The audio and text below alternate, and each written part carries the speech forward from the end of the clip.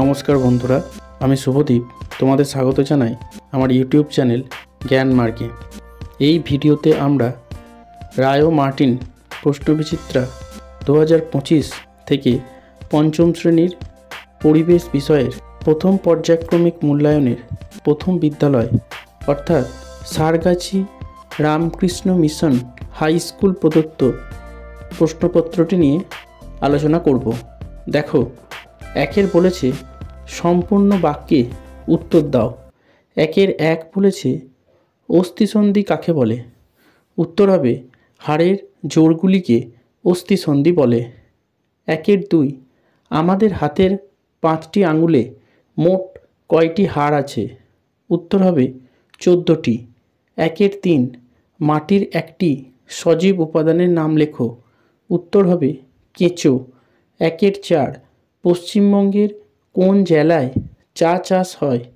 উত্তর হবে দার্জিলিং। একের পাঁচ, কোন খাদ্যে বেশি ক্যালসিয়াম পাওয়া যায়? উত্তর হবে দুধ। এরপর দুইয়ের বলেছে শূন্যস্থান পূরণ করো।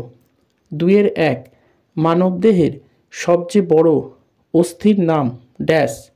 উত্তর হবে ফিমার। দুইয়ের দুই, ড্যাশের জন্য মানুষের ত্বকের রং কালো হয়? উত্তর হবে মেলানিন।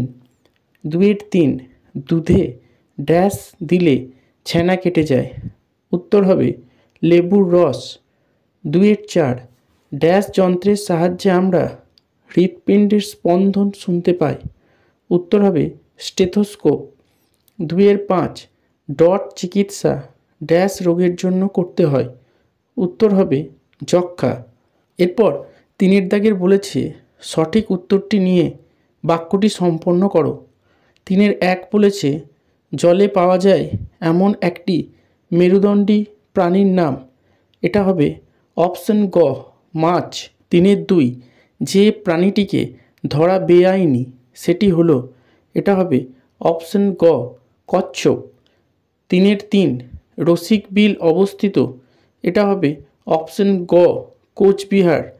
তিনের চার, ত্বকে রোদ লাগলে কোন ভিটামিন তৈরি হয়? এটা হবে অপশন খ ডি। এরপর চারের দাগেরগুলো বলেছে নিচের প্রশ্নগুলির উত্তর দাও। চারের এক বলেছে ফুসফুসে যক্ষ্মা রোগ হলে কি কি লক্ষণ দেখা যায়? উত্তর হবে ক প্রথম বিকেলের দিকে জ্বর হয়। খ রাতে শ্বাসকষ্ট এবং ঘাম হয়।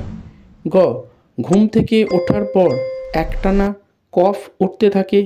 ঘ খাওয়ায় অরুচি ও বুকে ব্যথা হয়।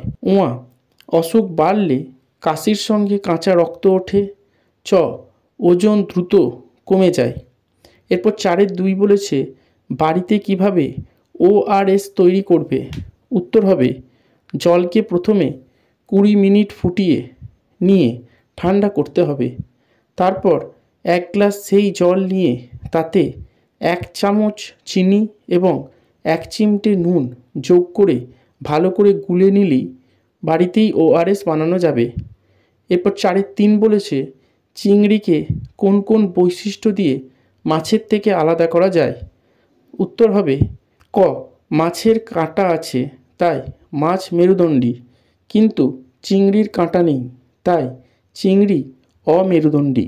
খ সাধারণত মাছের সারা শরীর আঁশ দিয়ে ঢাকা থাকে, কিন্তু চিংড়ির শরীর শক্ত খোলক দ্বারা ঢাকা থাকে। গ মাছের শরীরে রক্ত থাকে, কিন্তু চিংড়ির শরীরে এক ধরনের নীলাভ তরল থাকে। ঘ মাছ পাখনার সাহায্যে জলে চলাফেরা করে, কিন্তু চিংড়ি সন্ধিপথের সাহায্যে চলাফেরা করে। এই ভিডিওটা দেখে উপকৃত হলে অবশ্যই চ্যানেলটিকে সাবস্ক্রাইব করে নেবে এবং বেল আইকনটি প্রেস করে দেবে, যাতে পরের ভিডিওর নোটিফিকেশন তোমরা সকলের আগে পেতে পারো। ভিডিওটা সম্পূর্ণ দেখার জন্য ধন্যবাদ। নমস্কার।